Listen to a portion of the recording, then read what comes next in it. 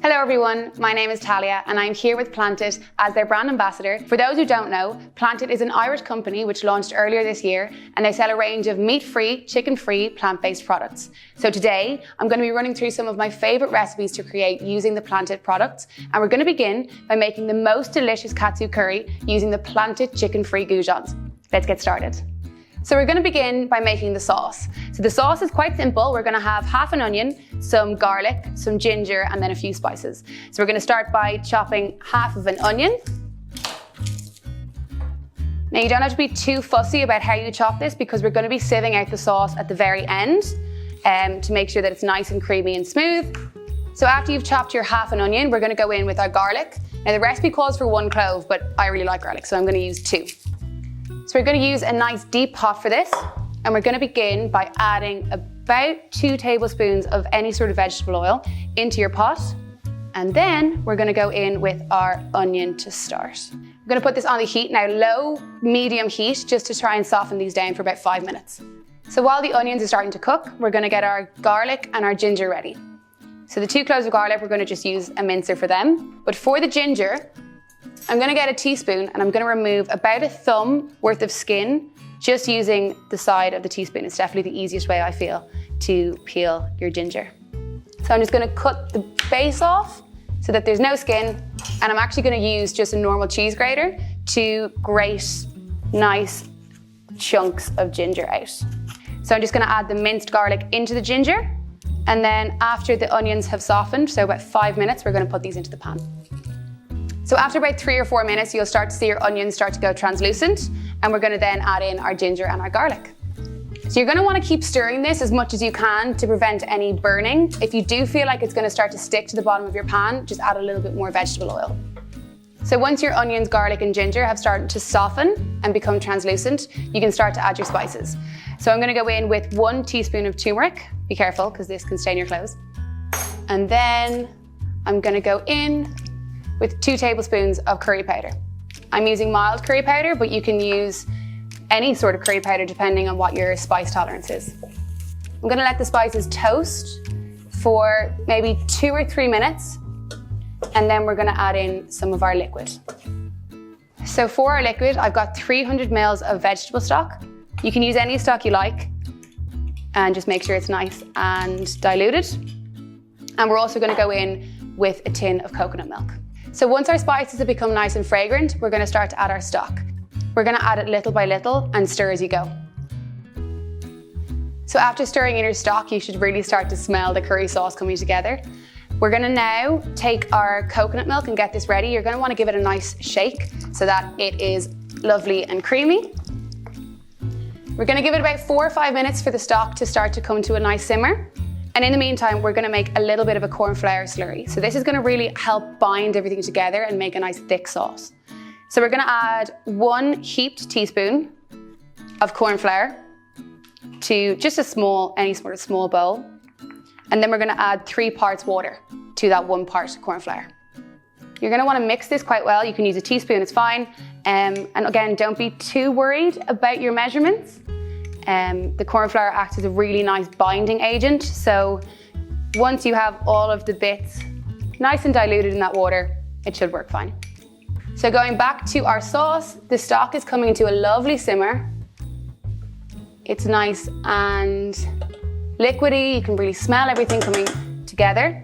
We're going to add our 1 tin of coconut milk. A nice little tip that I always do when I'm using tins is I put a little bit of water in the bottom, shake it up, and then it means that all of the excess left in the tin can go back into the pan. So while our sauce is coming to a nice simmer, before we put our corn flour in, we're going to put our goujons into the oven. So here is our goujons. You get 6 in a pack, and I'm just going to put them onto a tray. Just lay them out nice and evenly spaced, and we're going to put these into the oven for about 15 minutes at 200 degrees.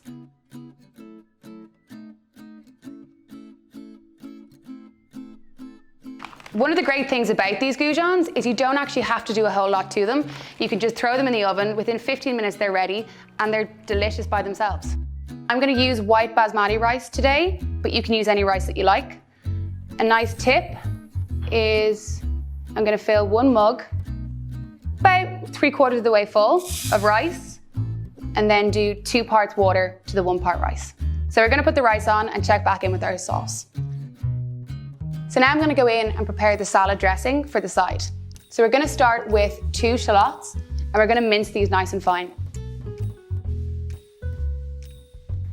So we're just gonna get a nice big bowl, and to this, we're gonna put our shallots.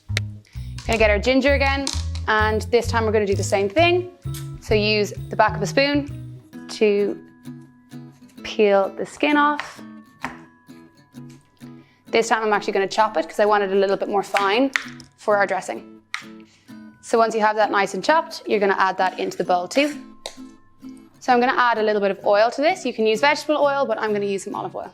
You can be pretty rough with this, but it's gonna be about 2 tablespoons of olive oil.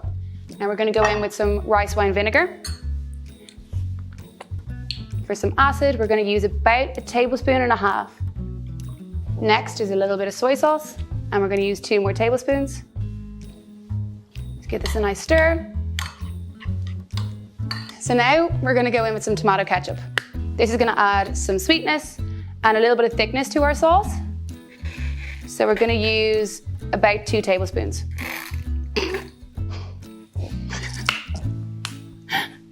So now we're just gonna do the finishing touches to the sauce. We're gonna strain it out into a separate pot, and then we're gonna add our corn flour. So I'm just taking it off the heat, be careful, and pouring it through a sieve into a separate pot. And taking our corn flour from earlier, give it a nice mix, and then I'm gonna pour it in to the hot liquid. Take a spoon and you're gonna mix that through.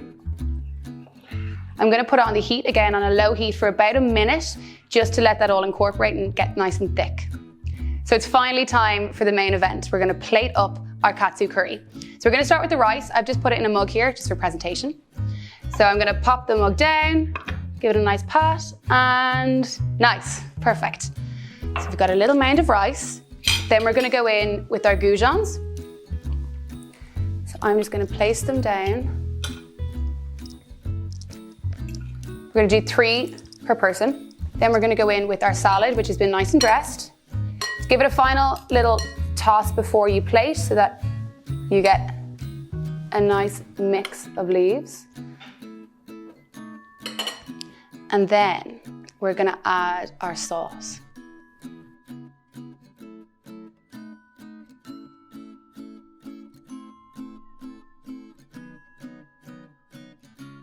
And there you have it. This is the planted chicken goujon katsu curry. For these videos, I've used Planted's chicken-free goujons and meat-free mince, which are available in retailers nationwide along with the rest of their range.